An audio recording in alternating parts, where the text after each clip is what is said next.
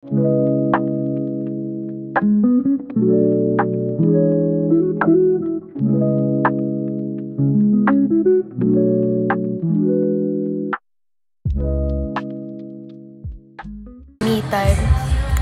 time at kape para sa tao.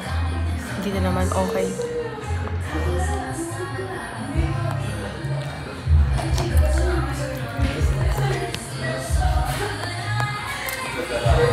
With my journal. Ay, ang buhay. Sa totoo lang. Sana kaya rin pa, no?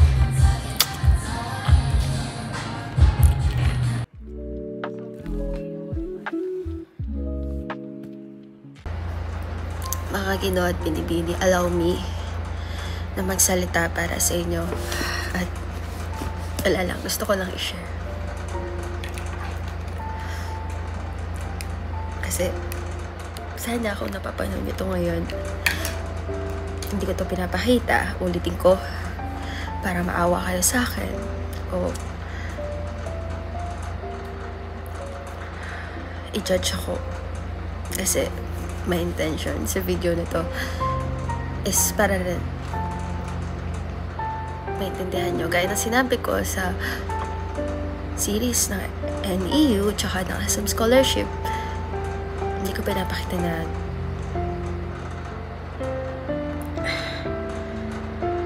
umiyak ako lang basta-basta ganun. Ngayon kasi kakatapos ko lang na mag-pray. Naalala ko yung nangyari sa akin nung talagang hirap ako.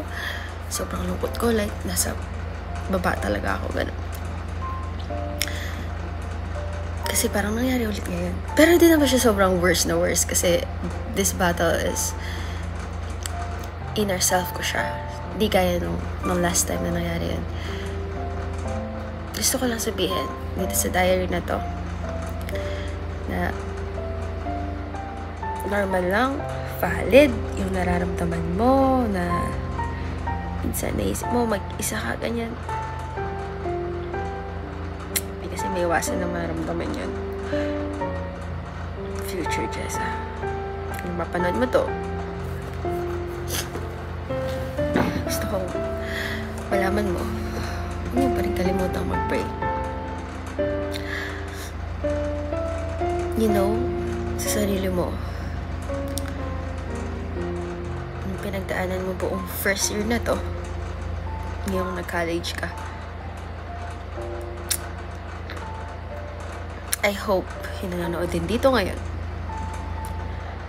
lahat ng pinagdadaanan mo ngayon, sana malagpasan mo, ipanalangin mo. Kasi naniniwala ako na ang ating Panginoong Diyos talagang makakatulong para sa iyo. Marami akong masisay about doon, kaya lagi nang sinasabi ko sa dati-dating diaries. Pero kung hindi kasi ganun yung way of thinking mo, if ever, kahit hindi natin siya tingnan sa ganung perspective, pero ako forever ko titignan sa ganung perspective.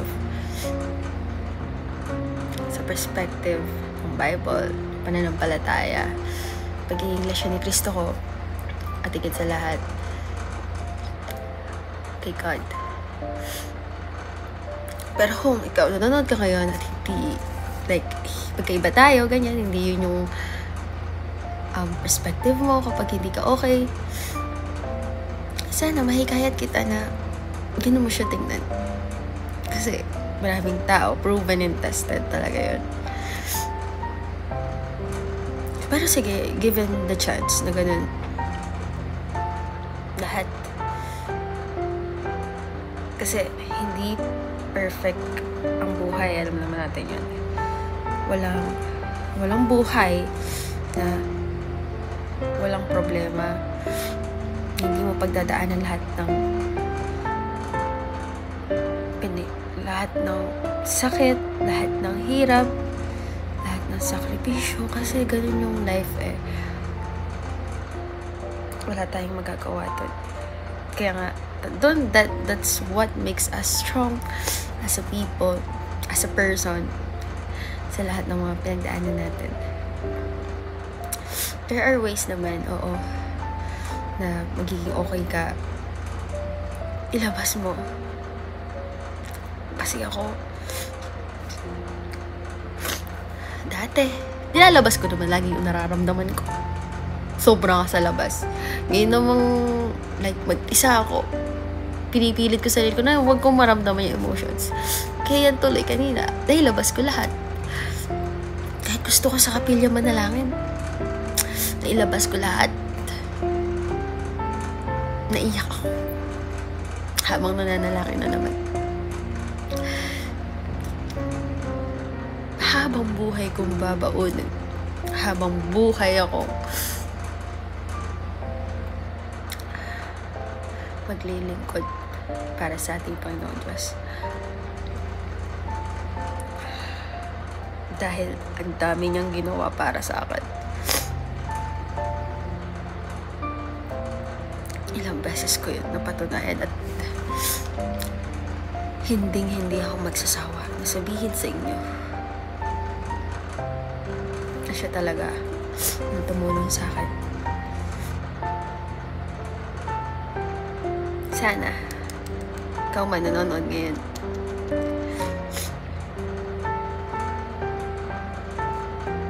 alam ko kakayanin mo rin yan. Alam ko tutulungan ka rin yan. Manalangin ka.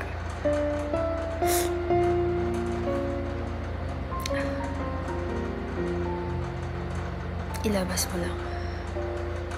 At sana future Jessa, ilabas mo rin yung nararamdaman mo. Pero huwag sa paraan na makakapanakit ka ng iba. Huwag sa paraan na magkakasala ka. Pinaka-importante sa lahat, ilabas mo sa panalangin. Yes, there are people na hindi ka i-judge. Yes, okay lang yun. Doon, sige, okay lang. Pero mas maganda pa rin na ikwento mo yun sa kanila kapag okay ka na. Para ma-share mo rin kung ano natutunan mo sa kanila. Kaya nang ginawa ko ngayon. Okay. Kaya niya yan. April Diaries with my mother and father. Sila yung mga inaantok na. Galing ako school, pauwi kaming Bataan ngayon. After mag-dinner. Mukhang kinakaya pa naman, accounting.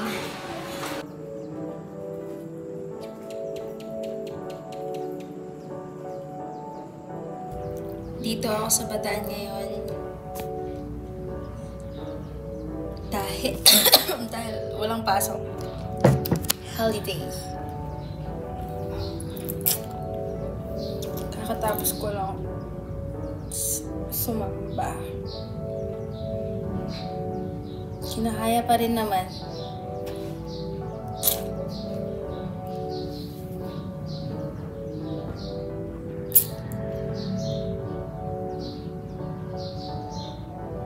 Sadyang kailangan mo lang ng patience pa. Ito pala yung maliliit. Yon. Yon. Si Papa nasa labas. Ano na, Mother? Mother? Bakit? May karot?